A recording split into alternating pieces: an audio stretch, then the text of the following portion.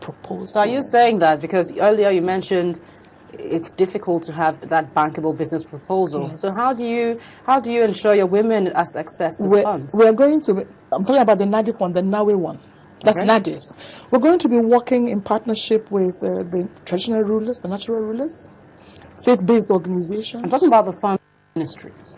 That's what I'm saying. Okay. With that one, you really need to go looking for. You need to go to Bank of Industry, and you need to get a copy of what they want you to before you can access it. And if you're able to meet their requirements, you will access it. The problem is how many of the women can meet these requirements. So are you saying so far all the funds that have coming from the different ministries have not been assessed by the women? They have been assessed by a particular group, those who can meet the requirements.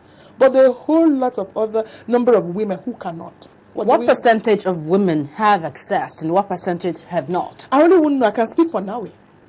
Okay. I know that in the last 5 years, only 2 of our members. Out of? 10 million. Yes, I speak for Nawe. Only 2 have accessed the board for. Are you saying only 2 people out of 10 million? Quote me. And it's not for want of trying. But you know, like the CEO of BO comes in trust for government or individuals.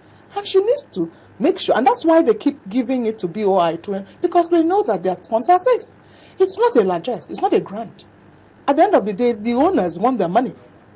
So, and for them to make sure they have set up what they want to convince them that this money is going to come back.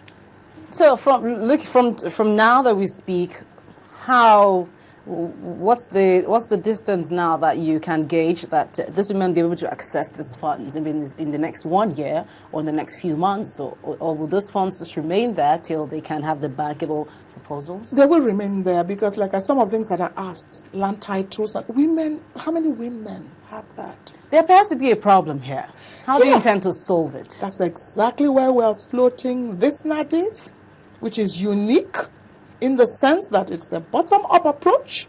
It is needs-based after a needs assessment. We have been able to articulate it. And the whole idea is that we're going to trim off, it's going to be seamless. We're going to trim off some of these things that make it difficult for women to access the big ones.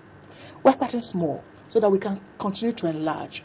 And remember, our vision is to have this fund dovetail into a microfinance bank owned solely by women, so that at each point in time, they can always go back to the drawing board and work on areas that seem to deviate from the vision.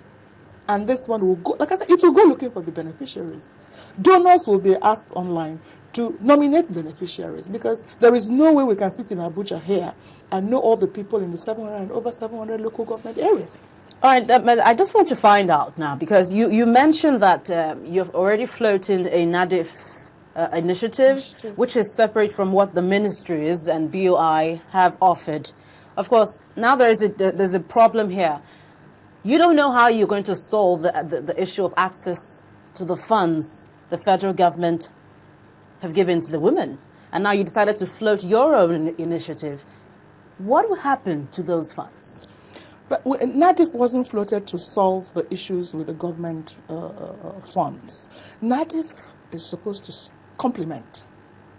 But in other words, by making it easier. In other words, you're helping solve the problem. We have agreed that there are challenges with the ones government have provided because of the way it is, it's operated. True. And it is operated as a purely business thing, and it suits a particular sector. Not everybody. Now, my question is, what would happen to those funds? Will they continue to be there? They have continued to be there, and they will continue to. There are even new ones. We're just talking about the ones dedicated to women, but the one that Central Bank of Nigeria, 25 billion, we've just been told early this week that we have to wait for a little bit more, because there have been a lot of stakeholders meetings on financial inclusion of women, which we were part of. How do we do about the experience from other countries in the sub-region and on the continent, and all of a sudden we run into a hitch. We have to wait because it's supposed to have rolled out, if I'm correct, July. Now we need to wait. I don't know why. We're still getting information on why there's a delay. But for as long as these funds, these interventions, ask for collateral and things that a majority of women do not have, they will continue to be idle. Interesting. They For will how many continue to years be idle. has it been there? For as long as the ministry has been. How many years has it been up for grabs? I'm not sure, but I'm sure it's for more than 10 years now. Wow, that's very interesting. Yes. And you haven't met with any official to complain about this? We have. If you read through the interview with the CEO of BOI, she made it clear that it's not her fund. She's just, holding it in trust. And if at any time the government or a donor, an individual asks for, she should be able to explain, this is where it is, and I have, it's a business. Remember, there's a interest on it. And there's interest on it. And it's run as a business. It's a bank. BOI is a bank. No bank is a Father Christmas. They have to recapitalize. They have to be there. That's why for any fund to be effective, it must leave the structured domain. When I say structured domain, the domain of the regular bank, the domain of government. Government should be in a position to trust platforms that have, over the years, be respected by the community, and trust them to help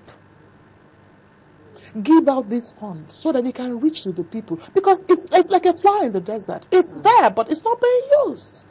So until it is used, it will be difficult to give a pass mark.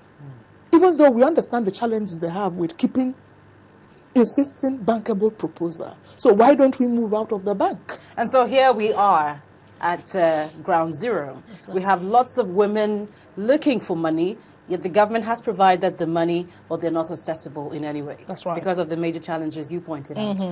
And so let's hope that you can come up with something, or the government can come up with something. No, now it's coming up with that. The choice is now, and the platform is NADIF.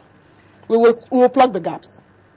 Interesting. With your support, of course. Very well. Thank you, National President. We've had the National President of the Nigerian Association of Women Entrepreneurs. Thank you for joining us. Thank you for having me. Thank you. Have a good day.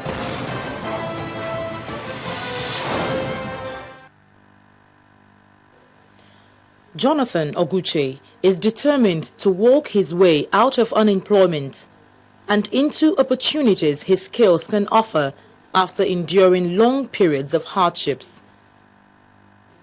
A graduate of business administration from the University of Abuja, Jonathan makes a living as an information communication technology consultant and also as a volunteer for various organizations. It's not been pretty easy, but God has been on my side. I've been working helter skelter, putting 1, 2, 3 together. My philosophy basically making sense out of every nonsense around me.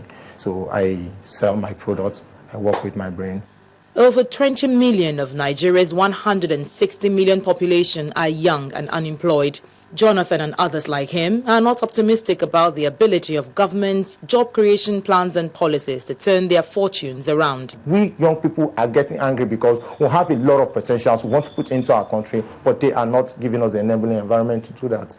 The new report by the International Labour Organization, ILO, forecasts that the rise in global unemployment may hit 208 million by 2015. One of the things we would like to encourage Nigeria really is to see how the growth, which is high by any standard, even by global standards, is actually translated into jobs for the youths of Nigeria. Figures from the Nigeria Bureau of Statistics place the unemployment rate in Nigeria at 23.90% since 2011, a sharp rise from 21.10% in 2010. I think we can work within the informal sector to improve productivity, for instance, by providing access to training to some of these entrepreneurs there, so they can actually improve the way they do things, the way they run the businesses. But the federal government disagrees with the popular notion that growth recorded in the Nigerian economy has not impacted on the lives of Nigerians by way of employment generation.